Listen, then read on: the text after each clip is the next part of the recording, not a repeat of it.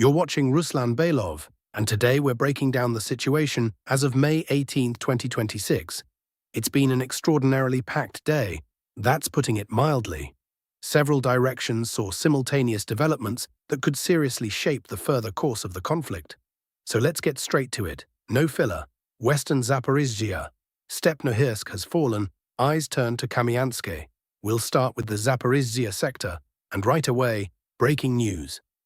According to information coming in from pro-Ukrainian, pro-Western and neutral sources, by the end of May 18th, the AFU, Armed Forces of Ukraine, established full control over the settlement of Stepnohirsk. Russian units, according to these reports, were forced to pull back southward, in the direction of Kupyansk. Let's be upfront. Confirming or refuting this with absolute certainty is difficult at this point. There isn't enough geolocated video evidence to give a definitive answer as of the time this material was prepared. But the statements are already coming in, and judging by the dynamics of recent weeks, the picture should become clearer soon. Now, why this matters, and why this direction demands close attention. Ukraine has been conducting what can be called a Western Zaporizhia counter-offensive for several weeks now. This isn't chaotic probing. It's methodical, sustained pressure on a specific sector of the front. And if Stepnohirsk has genuinely passed to Ukrainian control, the next logical point on that route is Kupyansk. And beyond Kupyansk, Vasilivka, and that's where things get really interesting. A few days ago, we already noted, partial evacuation of the civilian population was announced in Nikopol and Marhanets. The official explanation, security measures. The more realistic explanation, clearing space for military personnel. If the AFU manages to reach the Kupyansk area and continue moving toward Vasilivka from the direction of Zaporizhia, that creates a very real, not hypothetical, corridor of pressure on the Zaporizhia nuclear power plant. There's a particularly telling detail here worth paying attention to. A few days ago, the Russian side carried out a notably intense strike against territory near Nikopol. Looking at satellite imagery, it appeared to be open fields, nothing there. But here's the thing. Ukraine recently completed construction of a large electrical substation in that area, a serious facility built to modern drone protection standards. And it's located almost directly across the river from the Zaporizhia ZNPP. What does this mean in practice? It means that all the necessary infrastructure to reconnect the ZNPP to the Ukrainian power grid is already in place. A station whose capture would give Kyiv an enormous political and energy leverage point could be integrated into the Ukrainian grid relatively quickly. This isn't theory, it's an engineering fact. Everything is built, everything is connected. All that's left is to get there. That's exactly why Russian aviation has been targeting that facility. That's exactly why the Zaporizhia direction is now one of the most critical. We're watching eastern and northern Zaporizhia. Russian forces apply pressure. Meanwhile, on the eastern Zaporizhia sector, the Russian side continues its own offensive. The picture there is considerably quieter in terms of dramatic shifts, but movement is happening. Near Charivna and Luhivsky, small but telling corrections have been recorded. Several square kilometers moved from infiltration zone to gray zone, indicating a higher level of actual Russian control. The northern Zaporizhia sector deserves special attention. Pro-Ukrainian resources are themselves acknowledging it. According to data from neutral mappers, the AFU were forced to pull back from Ribin and Zlahoda. This indicates that Russian units here are continuing to systematically reclaim positions lost during Ukraine's counter-offensive of February-March 2026.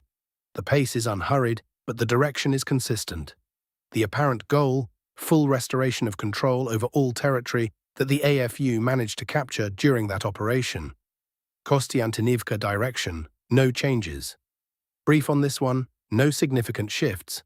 The front on the Kostiantynivka sector is currently stable. Monitoring continues. Druzhkivka-Sloviansk direction, the decisive battle of 2026. This one deserves your full attention. This direction is, without exaggeration, the most important in the current phase of the conflict. What happens on the Druzhkivka-Sloviansk sector determines not just local tactics, but the strategic balance for months to come. Consistent reporting indicates that the Ukrainian side is pulling everything it has to this sector, literally, from all corners of the country. Battalions, regiments, brigades, anything that can be freed up from other directions is being sent here. The objective is clear: hold the line through what military analysts are already calling the decisive battle of 2026, possibly the decisive battle of the entire conflict. These aren't empty words. If Russian units break through the defense on this direction, the consequences for the Ukrainian front will be severe. That's exactly why the AFU are prepared to sacrifice other sectors for the sake of this one. That's exactly why fresh forces, reserves, and equipment are flowing here. Simultaneously, reporting from pro-Russian sources, which, if confirmed, would significantly change the picture around Kramatorsk, describes the formation of a bridgehead on the Ukrainian bank of the Siversky-Donets-Donbass Canal. Positions are being built up bypassing Ry-Oleksandrivka, directly opposite Kramatorsk. Russian units are actively consolidating. The bridgehead is expanding. If this is confirmed by video evidence and independent data, we're looking at an attempt to create an additional pressure point on the Kramatorsk agglomeration from a new angle. Watching this closely. Barova direction, the evidence controversy and the actual situation on the ground. Now, a story that deserves its own breakdown. The Barova direction is back in the spotlight, and there's plenty to discuss. A few days ago, Russia's Ministry of Defense and the Chief of the General Staff reported significant improvements in positions within the settlement of Barova. We made corrections to the map at that time, but, and this is key, we kept dual color coding over most of the settlement, both yellow and red. Why? Because an official statement is one thing, and geolocated verified footage is something else entirely.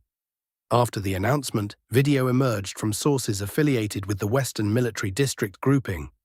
It contained various combat episodes from the Barova area.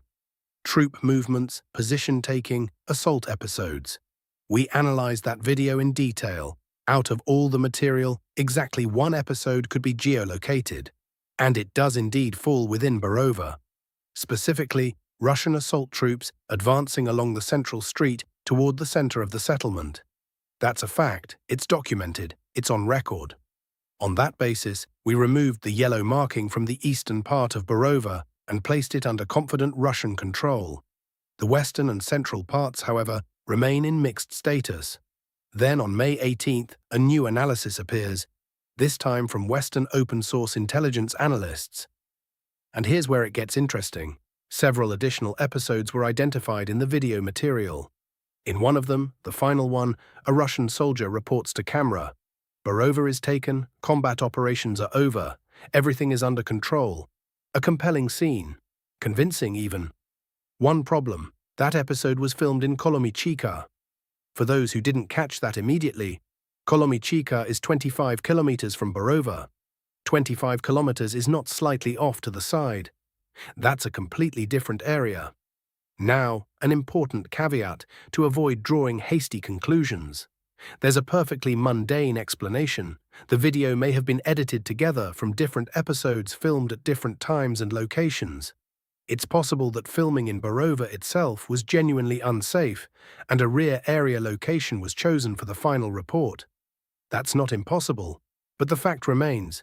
The triumphant final report on the capture of Barova was not filmed in Barova. What does this change? On the map, not much for now. We have a verified episode from Barova confirming the presence of Russian assault troops in the central and eastern parts. That's sufficient for the current markings. But Barova fully taken as an accomplished, fully documented fact, that's not where we are yet. We keep watching. Kupyansk direction. AFU counterattack and the tightening pincer. On the eastern bank of Kupyansk, in the area of the Oskil River, small but consistent advances by Russian units are being recorded. Direction, from Podoli toward the Oskil River. Methodical movement, no sharp jumps, but steady. Ukrainian formations are being gradually pushed out. Simultaneously, reports indicate that on May 18th, the Ukrainian side launched another counteroffensive in the Kupyansk area, with the goal of recovering control of the western bank. This is not the first such attempt in recent days. Fresh units were redeployed to the area, some of them previously recorded in the Otradne area. These forces are now engaged across several points simultaneously: Kupyansk, Vovchansk, Simonivka, Verkhna, Pisarivka. The overall intent reads clearly enough. The AFU are trying to stabilize the flanks in the Vovchansk area and along the border to prevent the tightening of what can be described as a pincer, the Russian encirclement movement toward the Pechenihi Reservoir. These are stabilization countermeasures, not a full-scale offensive push. Reserves are deployed to hold, not to break through. How well it works, the coming days will tell. Forces redeployed from other sectors provide a temporary boost, but the question is whether this weakens other directions. Above all, the Druzhkivka-Sloviansk sector, which is also absorbing forces. The Ukrainian command is currently juggling resources across several critical sectors simultaneously, and that's an extremely difficult task to manage. Iran, oil, and a game of nerves. Moving to geopolitics, and it was loud here today as well. The US president continues to press Iran. Threats of sanctions, hints at military options, social media posts with blunt messaging along the lines of, "The clock is ticking, decide fast," familiar rhetoric, recognizable style. In parallel, information surfaced that Trump and Xi Jinping have reportedly found common ground on the Iranian question, specifically on two core issues: Iran's non-nuclear status and freedom of navigation through the Strait of Hormuz. If accurate, this represents an attempt to build international consensus around the Iran file, which matters significantly, since without Beijing's alignment, any US initiative in the region carries considerably less weight. Tehran, however, held its ground. No signs of yielding to American pressure. And then, literally just before I began preparing this material, unexpected news arrived. The United States is prepared to ease sanctions on Iranian oil. Markets reacted instantly. For context, Friday's session closed with oil at $104.105 per barrel. Monday's open saw prices jump immediately to $107 and above. Tensions around the Strait of Hormuz, threats of supply disruption, all of it was pushing prices up. But as soon as signals emerged about a negotiated process and possible lifting of sanctions on Iranian oil, prices started pulling back. At the time of recording, WTI was trading around $104. Now, an important caveat. As of recording, Trump had not officially confirmed the sanctions relief information. This is still at the level of signals and leaks, not stated policy. It's entirely possible this is testing the ground, a classic move ahead of a final decision. Or, equally possible, pressure on Iran via the market, showing Tehran that a strike can be avoided if they meet Washington halfway. How do you read whether a strike is actually being prepared? There's one specific indicator worth watching. If the United States extends licenses for Russia to trade oil with India and other countries subject to American secondary sanctions. That's the real signal. Because before striking Iran, Washington needs to ensure the market has alternative supply sources to prevent a price collapse. As long as that extension doesn't happen, the risk of a price shock is too high. And Trump, for all his unpredictability, understands perfectly well. Oil above $110 is his domestic political problem. On the other hand, the very fact that lifting sanctions on Iranian oil is being discussed points in the opposite direction. It signals that the diplomatic channel remains open, and Washington may still be looking for a resolution without a military scenario. A contradictory picture, conflicting signals, that's exactly what diplomacy at the edge looks like. We're watching. A quick request: YouTube is actively suppressing reach for channels covering military analytical content. If you're watching this and haven't subscribed yet, subscribe and hit the bell. It genuinely makes a difference. The algorithm sees an active audience and starts showing the content to people who haven't found the channel yet. A like on the video works the same way. It takes 3 seconds, and for the channel, it's a tangible impact. Thank you all for watching. Until the next episode, take care of yourselves.